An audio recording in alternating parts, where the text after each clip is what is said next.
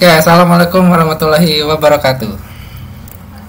Assalamualaikum warahmatullahi wabarakatuh. Ya, selamat malam Pak Sebon. Selamat malam Bang Iwan. Udah lama sekali kita gak jumpa ini. Padahal sama-sama di Semarang ini. Ya begitulah. Sibuk. Ya. Jadi nulis jurnal nih kayaknya. apa? Yang S3 nih sibuk nulis jurnal nih kayaknya. Aduh, ini semuanya pasti ini ya, ada kesibukan masing-masing. Jadi Pak Sebon ini sebenarnya saya biasa manggil beliau Pak Sebon. Pak Sebon ini sama-sama alumni dari Universitas Dianuswantoro, tapi saat ini beliau sedang bekerja di salah satu universitas di Semarang. Dan hari ini kita akan mereview salah satu jurnal yang sudah dipublikasikan oleh Pak Sabir. Ya, nanti akan diperkenalkan juga sama beliau sendiri, dan apa saja sih minat riset yang saat ini beliau jalani. Oke, Pak Sebon sudah siap ya? Siap. Silakan. Baik, terima kasih Bang Iwan kesempatannya. Ya, sebenarnya kalau dibilang riset ya nggak sehebat orang yang di depan saya lah. Aduh. Saya masih belajar ini. masih banyak belajar. Sebenarnya kita riset itu yang mirip-mirip dengan riset yang Bang Iwan sebenarnya di computer science. Kebetulan fokusnya di text mining atau data mining. Oke. Nah, kebetulan selama kuliah 2 tahun di Udinus itu, ya S2 itu, ya memang dua kali publikasinya, tapi levelnya conference ya. Iya. Bukan jurnal. Tapi minimal untuk menambah pengalaman lah dalam menulis dan presentasi, oral presentation ya. Jadi alhamdulillah itu lolos dan kemudian sudah dipublikasikan 2021 sama 2022 kalau nggak salah. Ya, jadi saya akan langsung tunjukkan saja ya. Misalnya ini kebetulan sudah dipublish di IEEE. Kelihatan Bang Iwan? Oke, sudah kelihatan. Wih, langsung IEEE ya. Ini ya, misalnya kalau ini conference ya. Ya, conference ini. Jadi kalau kita klik IEEE itu kan, kita langsung nambah.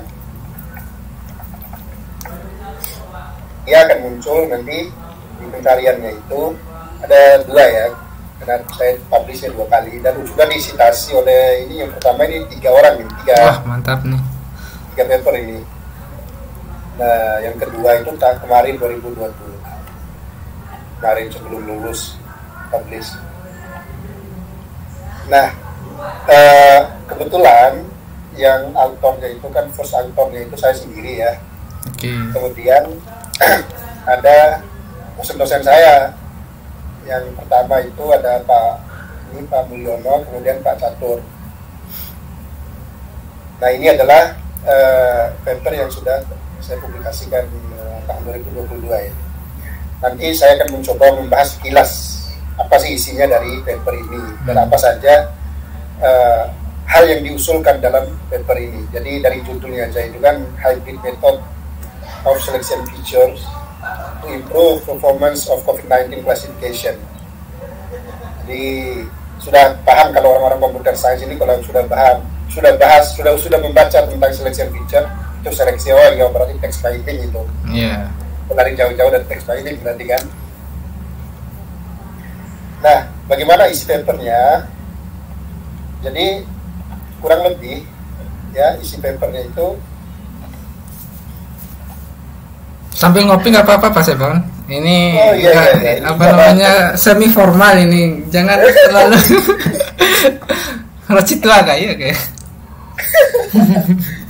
Ya, jadi sini saya sudah kelihatan ya.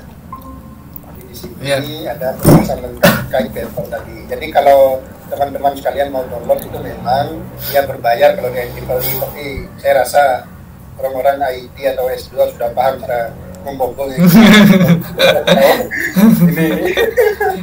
Segala macam cara kalau kita itu udah tahu gimana caranya mendapatkan paper yang berbayar.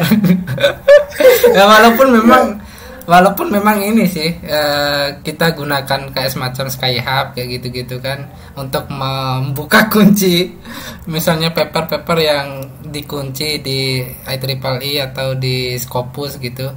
Nah, ini salah satu tools yang memang yang membantu sih sebenarnya. Ya, semoga itu bukan copyright. Tapi memang kan di ini Pak, tapi memang kan Skyhub itu Shadow Library namanya. Iya, dan apa namanya banyak yang setuju, para peneliti itu setuju untuk mempertahankan itu biar nggak di take down sama pihak yang lain, karena memang membantu bagi yang membutuhkan. Ya gimana mau kita langganan Scopus atau IEEE kan mahal. Mahal banget, Lexbringer juga itu. Iya. Biarlah institusi biasanya yang langganan gitu. Tapi untuk jalan pintas memang kita menggunakan itu. Betul. Jadi teman-teman kalau mau download ya silakan. Saya juga ridho sekali kan. Kalau mau disitasi juga silakan, nggak masalah. Kalau mau dikritis juga tentang ini, mau membuat pembanding dari paper ini juga silakan, tidak masalah. Jadi ada akurasi masih sedikit di sini, masih bisa dikembangkan menurut saya. Iya. Ini masih 83, nah ini masih 79, ini masih mungkin dari judulnya dulu mungkin Pak Sabir. Ya, jadi kita lihat di sini ya. Jadi kalau bahasa simpelnya itu kan hybrid metode hybrid ya. Metode hybrid itu seleksi untuk meningkatkan performa klasifikasi COVID-19. Bukan yang dimaksud di sini itu adalah klasifikasi COVID secara maknanya, bukan. Ini maksudnya data set tentang COVID maksudnya, tapi kan ada batasan ketika penggunaan title ya. Ketika upload di EDAS itu kita kan ada pembatasan itu, jadi nggak boleh panjang-panjang biasanya. Nah itu maksudnya bukan COVID secara anunya, tapi ini teks ya begitu ya, teks tentang komentar tentang COVID-nya maksudnya. Nah di situ juga ya kita lihat dulu permasalahannya apa. Jadi sebenarnya biasa ini terjadi di masalah yang sering terjadi sebenarnya di text mining ya. Kalau kita lihat di sini ada beberapa permasalahan di sini itu. Yang pertama yang sering terjadi itu kan fitur seleksi, yaitu biasanya data yang berdimensi tinggi, high dimensional data ya, dengan kompleksitas besar, sehingga mengakibatkan penggalian informasi yang sangat sulit biasanya. Nah di situ dari besarnya dan dari kompleksitas data yang besar, kemudian nanti biasanya kurang efisien dan kurang efektif. Dan biasanya data yang berdimensi tinggi juga biasanya ya, mengakibatkan terjadi overfitting biasa. Ini istilah yang sering terjadi biasanya di istilah text mining overfitting ya, sehingga klasifikasi ini menjadi tidak maksimal, karena tidak menutup kemungkinan dari dimensi keseluruhan ada dimensi yang tidak diperlukan. Ternyata kemungkinan ada dimensi-dimensi ya fitur itu yang tidak diperlukan dalam proses klasifikasi data ini. Nah ini masalahnya. Kemudian apa yang mau ditawarkan itu apa sebenarnya? Sebenarnya sudah saya kutip banyak ini terkait dengan bagaimana penelitian sebelumnya mereka menawarkan apa saja, bagaimana kemudian mereka menggunakan Google Information, ada MGIG segala macam ini, ada kemudian ada AFSA, Artificial Visual Algorithm segala macam ya. Udah banyak penawaran sebenarnya yang mereka lakukan. Tapi saya coba fokus ya di study purpose ini to improve the performance of the classification algorithm using the hybrid of feature selection on COVID-19 data. Jadi di sini ya, di sini penelitian ini mengusulkan peningkatan performa algoritma klasifikasi dengan menggunakan metode hybrid. Hybrid itu maksudnya apa? Nanti kita jelaskan nanti di selanjutnya. Itu seleksi pada data COVID-19. Model hybrid yang dikembangkan ya dalam penelitian ini ada 2 tahap sebenarnya. Nah, di sini hybridnya. Yang pertama, menggunakan filtering. Untuk apa gunanya filtering? Yaitu untuk menghilangkan fitur yang tidak relevan atau redundant tadi. Fitur yang dihasilkan dari proses filtering tersebut ya dimasukkan ke proses yang kedua. Apa proses yang kedua? Namanya wrapper namanya, atau wrapper itu pembungkus kalau bahasa Indonesia ya. Saya belum menemukan kata yang cocok, tapi biasanya pembungkus ya, wrapper. Nah, wrapper ini dimasukkan dari filtering kemudian masuk ke wrapper untuk menghasilkan apa? Untuk mencari fitur-fitur terbaik sebenarnya. Nah, apa teknik filtering yang digunakan? Kebetulan di sini saya menggunakan chi-square ya, metode statistik ya. Kemudian setelah wrapper, kemudian saya menggunakan SBS namanya. Di sini ada namanya SBS, Sequential Backward Selection. Jadi ini metode untuk mencari fitur-fitur, di mana fitur-fitur terbaik. Nanti saya coba jelaskan bagaimana cara kerja dari SBS itu dalam prosesnya. Ya, ini adalah apa ya? Jadi apa namanya? Ini adalah usulan ya, usulan saya mengusulkan ini. Jadi mengusulkan bagaimana mengurangi fitur-fitur yang tidak relevan tadi atau redundant tadi, kemudian mencari fitur-fitur terbaiknya. Nah, bagaimana mencari fitur terbaik? Ya tadi dengan jadi saya mencoba menggunakan 2 metode ini untuk apa? Mengurangi dimensi subruang fitur dari N itu total fitur, ke K atau fitur terbaiknya.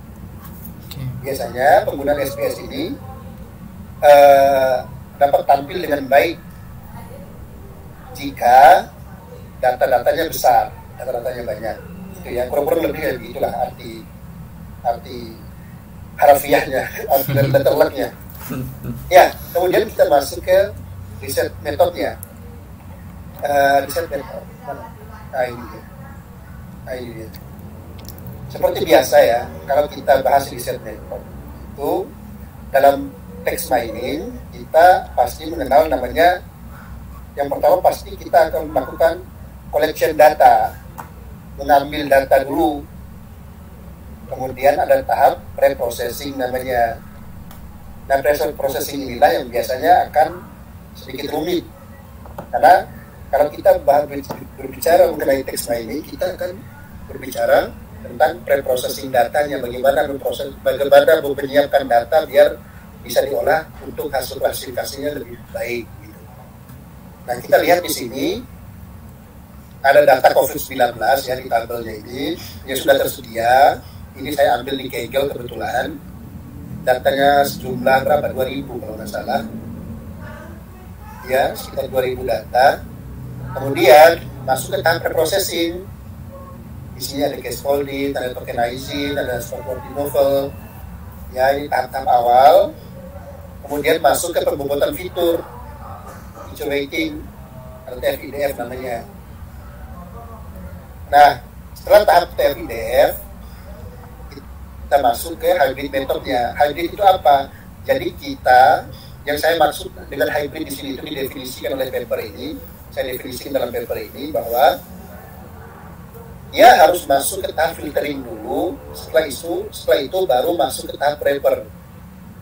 Atau setelah dari chi-square, kemudian masuk ke SBS, sequential backward selection. Kemudian melakukan cross validasi, kemudian masuk ke evaluasi model.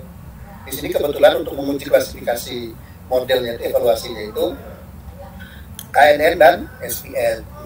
Ya, ini data yang saya gunakan. Pindah. Jadi teks kayak gini bentuk datanya. Teks kayak gini kemudian dimasukkan sebanyak 2000 itu dimasukkan. Kemudian ada tahap preprocessing data itu, ya, ada case holding. Jadi pada bagian case holding biasanya ya melakukan perubahan semua huruf dalam dokumen menjadi huruf kecil. Jadi kita membuat huruf itu menjadi huruf kecil semua dulu. Kemudian tahap tokenizing itu tahap, ya, di situ dituliskan tahap ini melakukan pemisahan teks menjadi potongan-potongan yang disebut dengan token, kata, angka, simbol, tanda baca, entitas penting lainnya yang dapat dianggap sebagai token. Nah, kemudian masuk ke tahap ketiga, ya, tahap ya di sini supporting novelnya itu kita menggunakan kata-kata penghubungnya di situ, ya. Jadi dengan kata-kata penting pada satu kalimat, ya. Proses ini mengalihkan kata penghubung. Dalam penelitian ini supporting novel diambil dari NLT. Jadi ada GitHub-nya ini, kita temukan ini di internet, ya. Dalam bahasa Inggris, katanya yang keluar ada for, ada the, ada in, is, dan lain sebagainya, kata penghubung. Nah, kemudian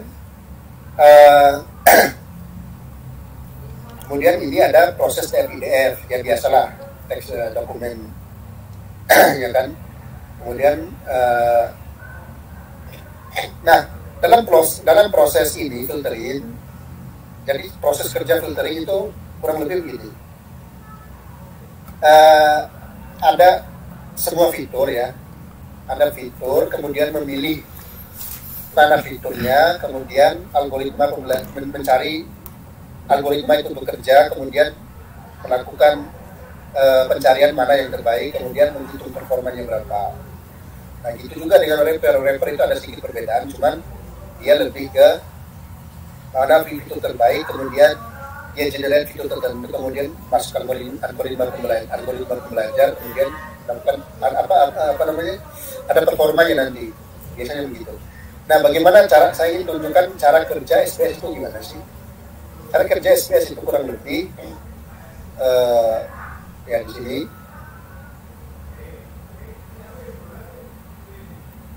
Nah, di SPS ini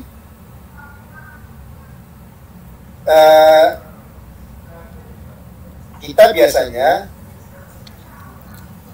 menghitung mana sebenarnya dalam bahasanya gimana. Jadi misalnya ada 4 fitur, ya. Ada X1, X2, X3, X4. Nah, X1, X2, X3, X4 itu lakukan evaluasi performance. Nanti dia akan mencari mana fitur terbaik antara X1, X2, X3, X4 itu. Nah, jadi dari 4 benar, tak tunjukin aja cara kurang lebih itu cara kerjanya gitu, ya. Kita tunjukin aja ya di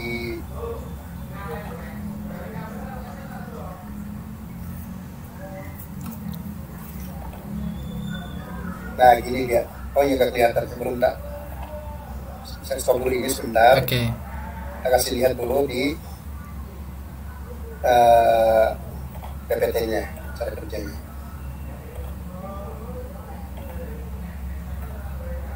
Nah, kurang lebih itu gini dia. Nah, ini kita mulai dari fitur 4, kemudian lakukan inisialisasi fitur. Jadi kita tentukan mana, jadi iterasinya. Jadi bentar Mas Seban, ini belum kelihatan. Oh, belum ya?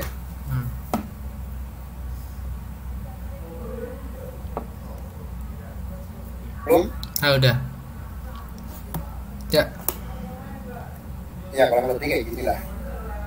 Jadi misalnya ada 4 fitur, kemudian lakukan, kita menghapus X1, misalnya lakukan yang maksudnya adalah ada 4 fitur, kemudian kita lakukan evaluasi performance. Kita lihat ternyata di X1, X2, X3, X4 ini ternyata yang terbaik itu adalah adalah X1, X3, X4. Jadi X2-nya misalnya fiturnya jelek, jadi langsung otomatis dihapus oleh SBS-nya. Nah begitu juga dia sampai jadi cara kerjanya adalah gini dia, ya gini. Di sini kelihatan ya? Iya. Ya kelihatan. Jadi misalnya ada X1, X2, X3, X4. Kemudian di sini kan mulai ada perubahan ini. Jadi fitur terbaik ternyata di sini itu setelah dilakukan evaluasi performance X1, X3, X4, jadi X2-nya hilang. Nah kemudian diuji lagi, lakukan evaluasi performance lagi, diulang terus, looping kayak gitu, ya. Ternyata yang terbaik di antara X1, X3, X4 ini hanya X1 dan X3, X4-nya hilang. Kemudian lakukan looping lagi, evaluasi performance. Nah ternyata X1 sama X3, kemudian ternyata yang paling terbaik dalam fitur itu adalah X3 ternyata di antara 4 iterasi ini, X1, X2, X3, X4 ini. Ternyata yang paling baik itu X3.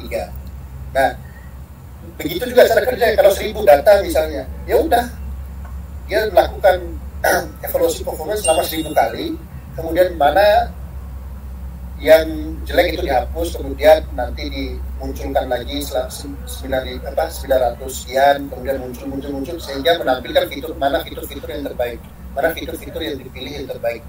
Nah, kurang lebih cara kerja singkatnya begitulah. Tapi kan gini Pak Sepon. Ya. Mana tadi? Tadi kan sempat disinggung ya mengenai metode chi-square ya.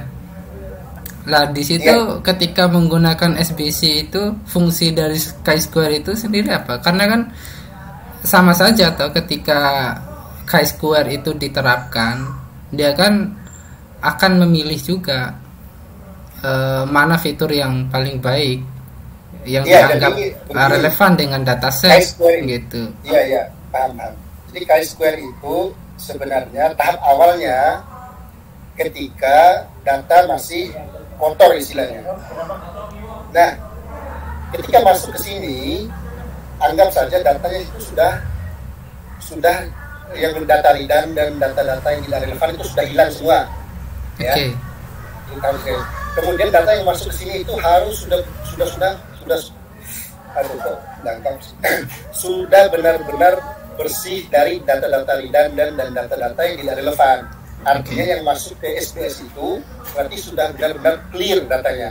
Kemudian nanti SBS melakukan perhitungan, misalnya dari 1000 fitur, ternyata setelah difilter oleh chi-square, kemudian yang masuk hanya 83 data. Ya udah berarti itu data yang sudah tidak redundant dan tidak relevan, tadi dibuang. Nah, artinya yang diolah itu hanya 84 ini oleh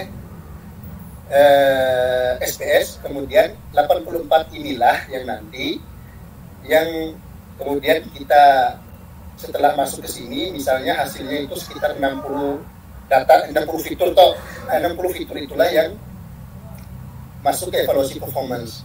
Jadi dia dua kali tahap, ada dua kali fitur seleksi ya? Iya, fitur seleksi. Jadi dia benar-benar sudah ketika tahap SPS ini berarti benar-benar data itu sudah sangat-sangat oke, sudah melewati tahap redundant dan tidak relevan tadi. Oke, kalau seandainya seperti itu cara kerjanya, terus parameternya apa sehingga sehingga dikatakan bahwa fitur yang dipilih oleh sequence backward selection ini adalah fitur yang paling baik, fitur yang paling relevan. Ya, begini, di chi-square itu nanti kita akan tentukan thresholdnya berapa. Oke. Sebelum benar-benar masuk SBS. Nah, threshold ini bahasanya itu ambang batas ya. Ya, ambang batas. Nah, di sini sebenarnya tidak ada acuan mana threshold yang benar-benar bagus itu. Di sini kita hanya menggunakan angka-angka yang menurut kita pas aja gitu. Misalnya kalau kita menaikkan thresholdnya, ternyata fiturnya makin kecil, makin sedikit, nah itu nggak bisa diambil. Kalau kita kecilkan thresholdnya, berarti angka fitur terlalu banyak, nah itu juga tidak bisa diambil. Nah kita pilih angka-angka yang memang menurut kita itu agak relevan, agak cocok dengan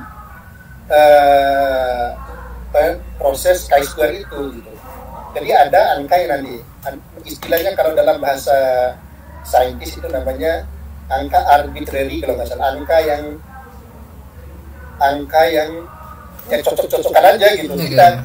Kita uji aja satu-satu gitu kan. Kalau kita masukin 5, ya kekecilan misalnya, nanti anunya banyak. Kalau kita masukin 7, masih kekecilan gitu kan. Kalau kita masukin 20, kebesaran, nanti fiturnya sedikit gitu. Nah itu kita aja sebenarnya, kita pilih sesuai dengan kecocokannya saja sebenarnya, nggak ada teori khusus terkait dengan arbitrary number ini ketika kita baca penjelasannya. Jadi ada thresholdnya di chi-square-nya itu nanti. Berarti melakukan ini ya, melakukan seleksi fitur di dalam seleksi fitur ya, kalau seandainya diilustrasikan ya, kira-kira gitu ya. Iya, masa mudahnya begitu. Itu kerjanya double. Ini kerja double sebenarnya. Oke. Nah, kemudian ya, di sini kan ada penjelasannya dari 1.600 dari 2.000. Kemudian kita berhasil setelah penjelasannya dari 8.000 fitur, kemudian kita berhasil, ini maksudnya filtering ya. Filtering segini. Setelah masuk ke SBS, cuma segini hasilnya. Belum kelihatan Pak Sebon. Masih PPT ya. Sorry. Saya akan share lagi drivernya tadi. Nah di sini sebenarnya dijelasin ya. Di sini itu 2.000 data, kemudian kita menemukan segini fiturnya 8.974. Kemudian kita masukkan setelah di filtering, so after filtering only ya. Jadi kita hanya mendapatkan 184 fitur setelah tahap filtering. Dari 8.000 itu. Dari 8.000. Artinya fitur yang redundant dan tidak relevan di sini itu banyak sekali, ya kan? Pertanyaan saya cuma satu Pak Sebon. Ketika dari fitur 8.974 kemudian diseleksi menjadi 184 itu, apakah ada pengaruh nggak? Ada informasi yang hilang pada saat melakukan training? Karena kan kalau ngomongin training ya, itu kan membutuhkan knowledge yang cukup besar atau data training yang cukup besar. Apakah itu tidak terganggu nggak di situ nanti? Kebetulan pengujian saya itu saya tidak langsung ke sini. Jadi misalnya dari 8.000 langsung ke evaluasi performance ya. Iya. Tidak langsung kayak gitu. Jadi nanti ada proses namanya cross validasi itu dibagi di sini. Ada proses pembagian ya. Yang pertama pembagian 70-40 atau 70-30 dulu dibagi ya. Artinya data 8.000 data 2.000 tadi kemudian dibagi dibagi 1.600 sampai 400 data, kemudian nanti dikali 184 total setelah filtering. Nanti artinya ada ada berapa puluh kali? 80% data training. 80. Iya toh? 80% data training dan 20% data testing.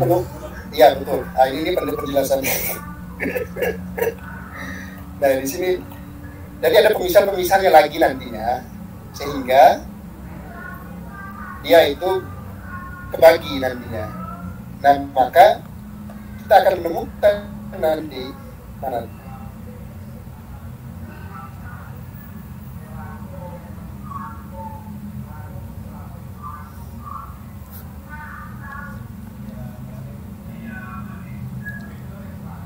iya di sini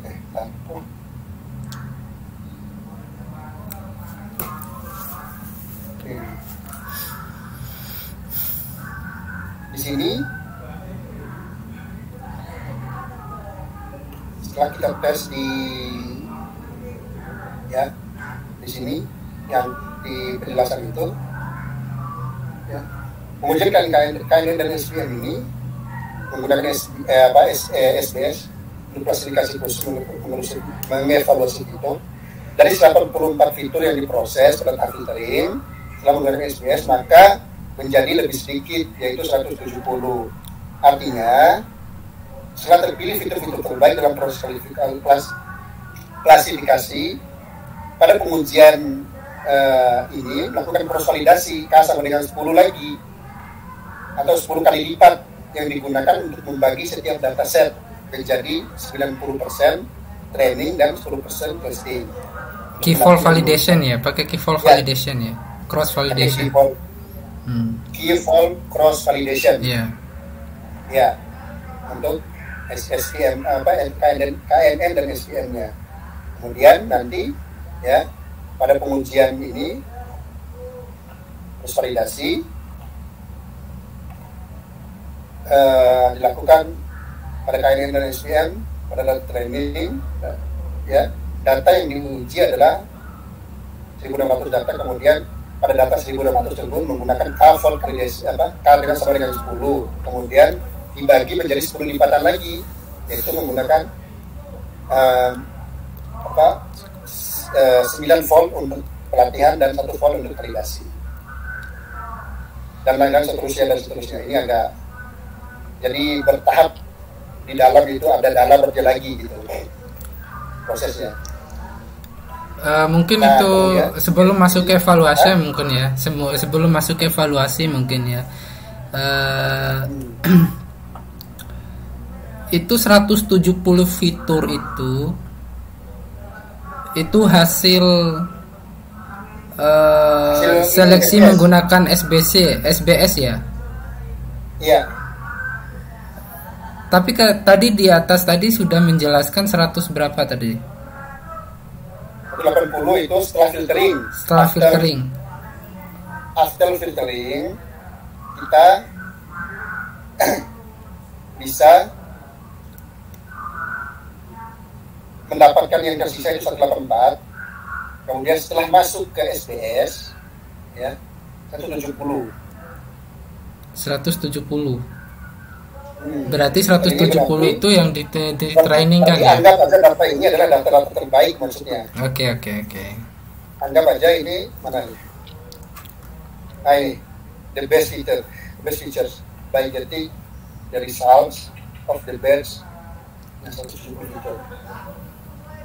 Artinya kan 170 fitur itu yang di training menggunakan KNN dan SVM kan? Betul.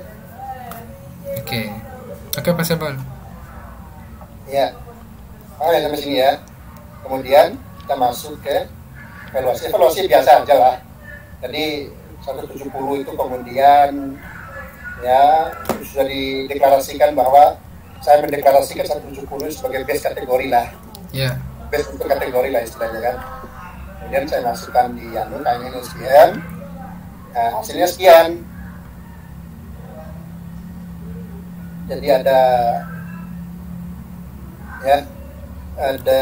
yang ini yang apa ini namanya ping, yang data filtering itu untuk KNN ya sekian 79 ya. Kemudian data yang tidak menggunakan filtering, yang langsung maksudnya artinya dari tanpa proses seleksi fitur ya? Apa proses seleksi fitur maksudnya? Ini hanya data pembanding saja. Gitu. Yeah. Sebenarnya kalau di tesis itu beda lagi halunya. Ada 3, tapi di paper memang ini agak beda ini.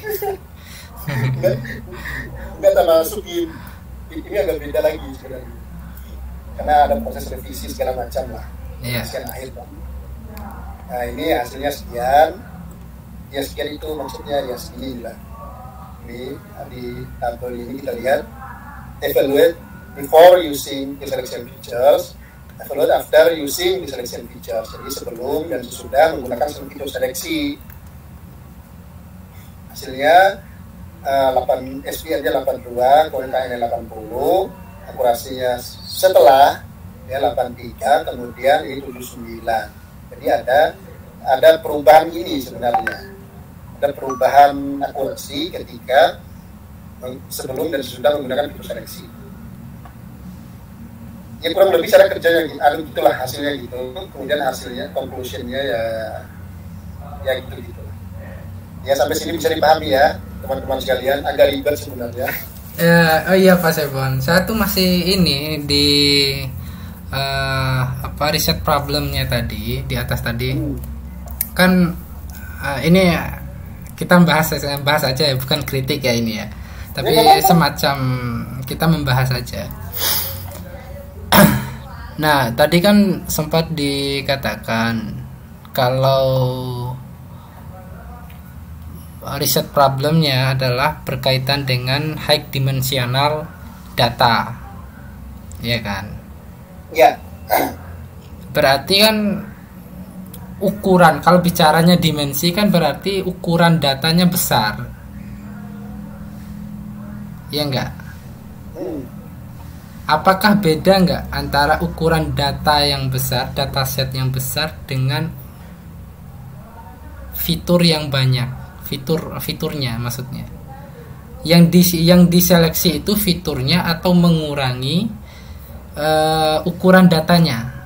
Karena saya pernah baca itu gini, kalau bicaranya tentang high dimensional, artinya kita perlu mengurangi ukuran data ya, tanpa mengurangi nilai fitur.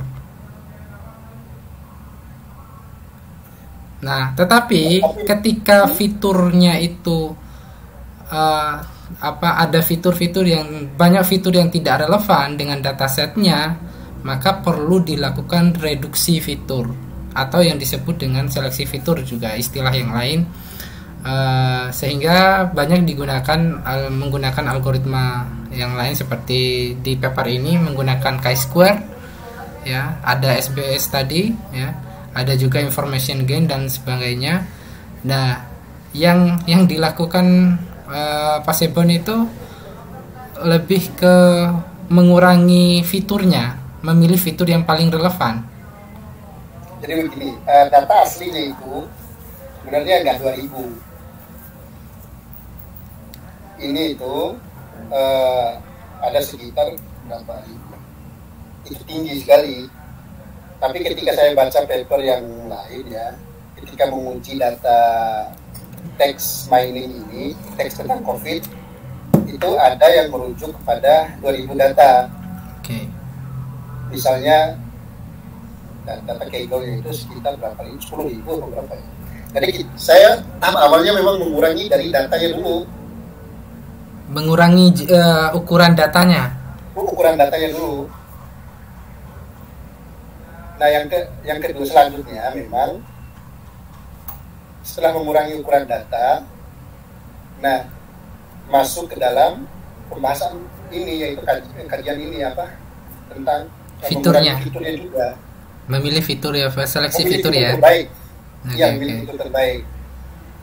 Ini sebenarnya data aslinya itu nggak 2000 kalau data set aslinya. Tapi setelah saya baca papernya itu, ya nggak apa-apa dipakai 2000 katanya. Sebenarnya itu juga masih kategori large data, jadi data yang besar. Makanya saya menggunakan SBS juga, karena dia dalam teorinya SBS itu bisa mengolah data yang besar. Nah, beda kalau kita menggunakan ada namanya sequential forward selection kalau nggak salah. Nah, itu datanya nggak usah banyak. Oke. Ada di penjelasan papernya, tapi harus dicari dulu karena memang ini udah agak lama ini pembahasan paper saya ini. Ini eksperimennya pakai apa Pak Sebon? Dulu Python ya. Oke. Di sini ada penjelasan.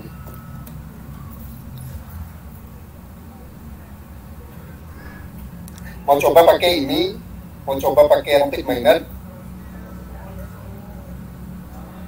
belum sampai kepada SBS. Dan Rapid Miner saya belum menemukan SBS-nya.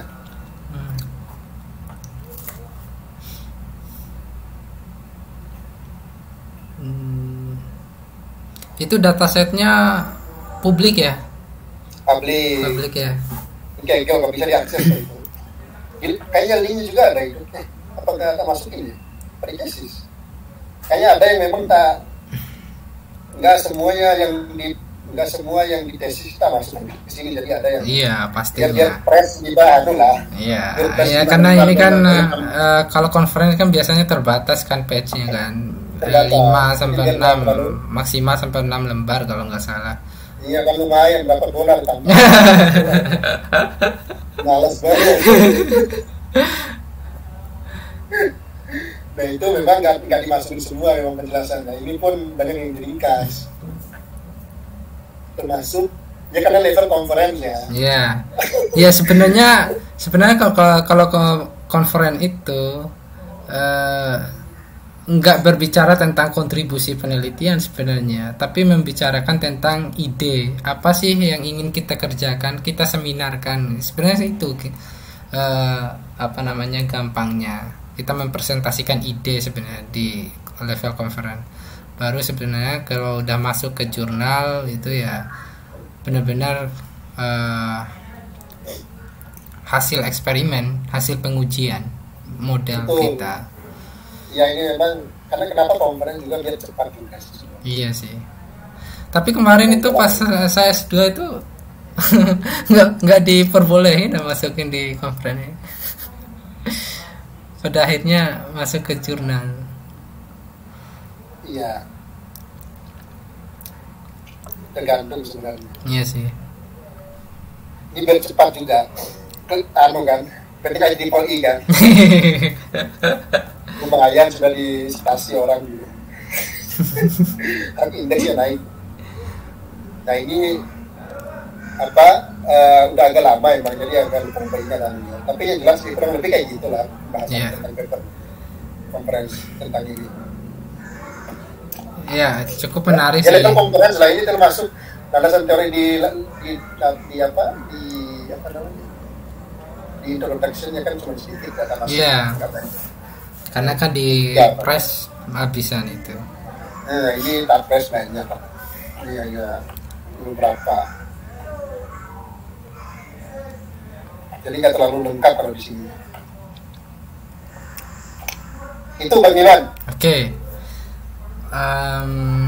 Berapa menit itu? Udah lumayan ini. Ya, sebenarnya risetnya ini ya bagus ya, menarik karena kan kalau kita lihat memang di beberapa jurnal itu banyak yang menggunakan metode hybrid kan gabungan ya, menggabungkan metode ya. Nah ini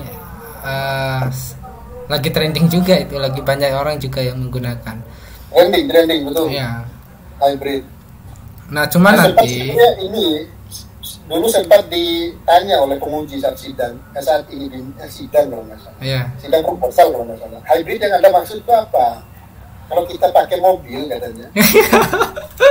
Itu katanya kalau listriknya mati, bensinnya bisa main. Pakai bensin saja masih bisa. Artinya kalau habis bensin, pakai listrik pun bisa. Jadi dia itu nggak dua-duanya jalan gitu. Oh enggak Pak, saya mengambil hybrid yang kayak gini Pak, menurut paper ini dan papernya.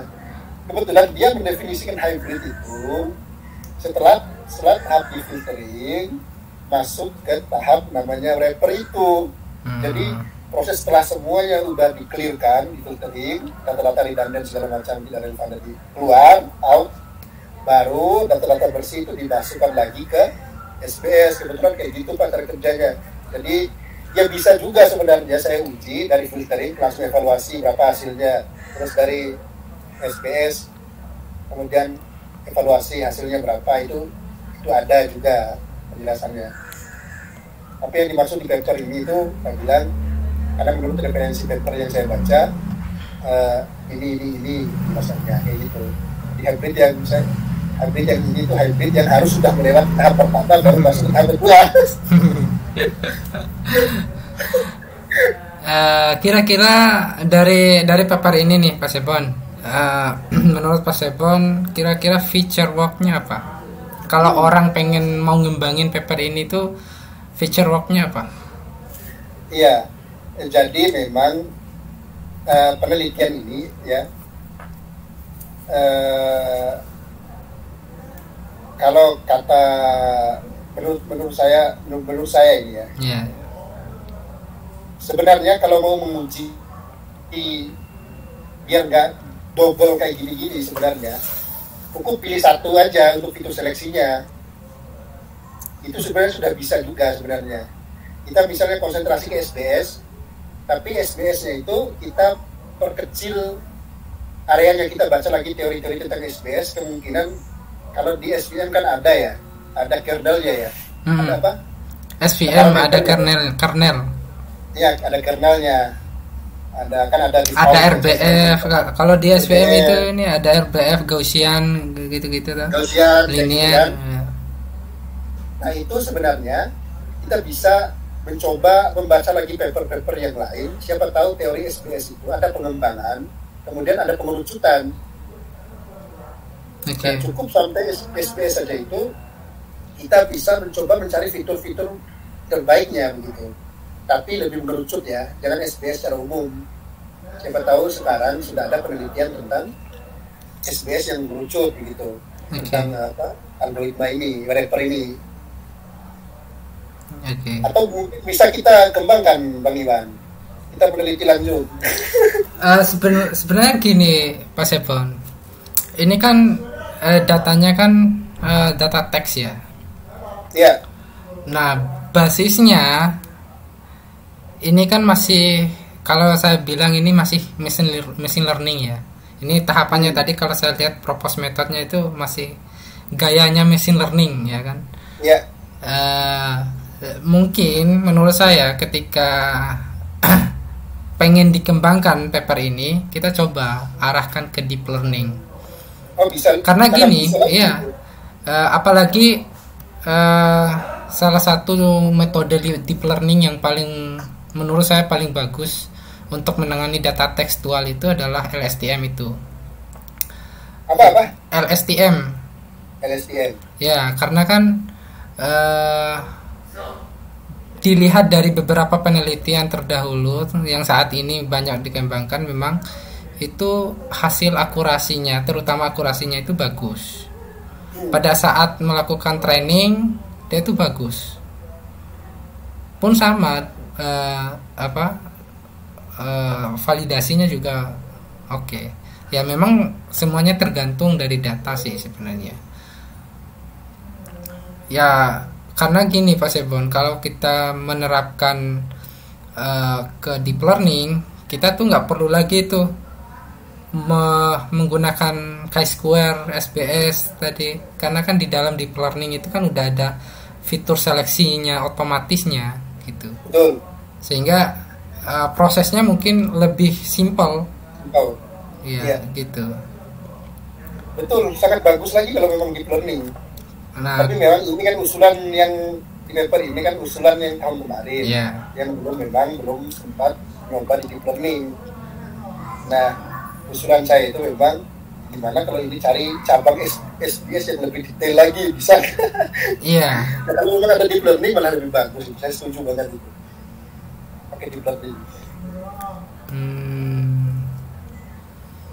Atau mungkin ya bisa aja sih kita misalnya pengen ganti data ya, karena memang COVID-nya udah nggak lagi tren lagi sekarang, atau ganti data pilpres atau apa, bisa kan sebenarnya itu ya. Bisa sangat bisa. Ya, karena ini datanya sebenarnya kan ngomongnya objek aja sih, objek penelitiannya aja. Mau data apapun asalkan itu teks, ya udah jadi. Ya bisa. Ya memang tergantung kasus juga sih kadang-kadang. Misalnya kalau kita mendeteksi sarkasme dan lain sebagainya, hoax, itu kan memang ada treatment khusus untuk menangani itu. Kalau hanya sebatas klasifikasi, memang ya udah kayak gitu aja gitu.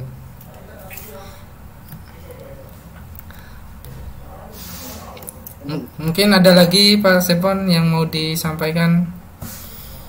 Nggak ada sih, biar pada penasaran juga. Atau mungkin mau dikembangkan lagi nih nanti biar apa bisa kita review lagi nanti. Wah, boleh. keren Saya sangat ini ya. siap kalau ada yang mau gabung dengan saya dari tim untuk nulis. Nanti kapan-kapan kita review lagi paper saya. Boleh. Nanti saya minta dikritik loh nanti. Saya tuh senang kalau dikritik. Iya, memang harus kayak gitu dong. Ada kan teorinya Hegel itu kan ada tesis, ada sintesis, ada antitesis, ada melahirkan sintesis baru kan, yang nggak masalah. Tesis, antitesis itu biasa saja sebenarnya. Siapa tahu dengan diskusi kita ini nanti teman-teman yang nonton bisa ini. Ya, bisa jadi Pak Sebon. Teman-teman yang mungkin saat ini sedang mengerjakan tugas skripsi mungkin atau tesis mungkin bisa jadi punya pandangan apa sih metode yang cocok untuk menangani sentimen analisis. Oh, ternyata ada nih tentang metode seleksi fitur menggunakan SBS. Mungkin dari paparan ini mereka bisa menggali lagi SBS itu cara kerja selanjutnya seperti apa sih yang bisa diimprove lagi, kelemahannya di mana dan lain sebagainya. Saya rasa ini satu gambaran yang memang memberikan manfaat juga buat teman-teman yang saat ini sedang mengerjakan skripsi, dan ya semoga dilancarkan lah semuanya gitu. Semangat semuanya.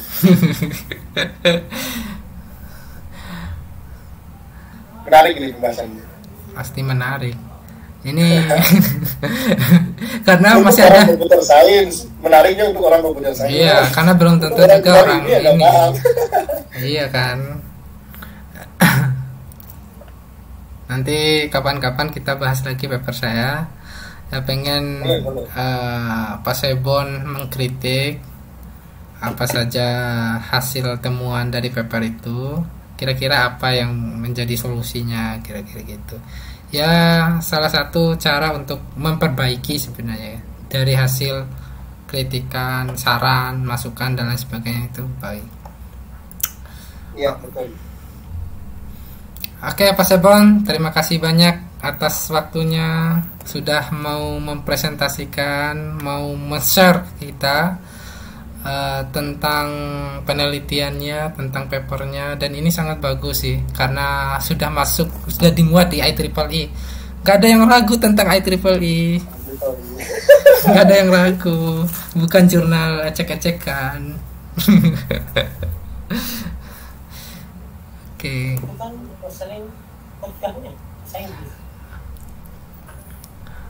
Oke Pak Sebon, terima kasih.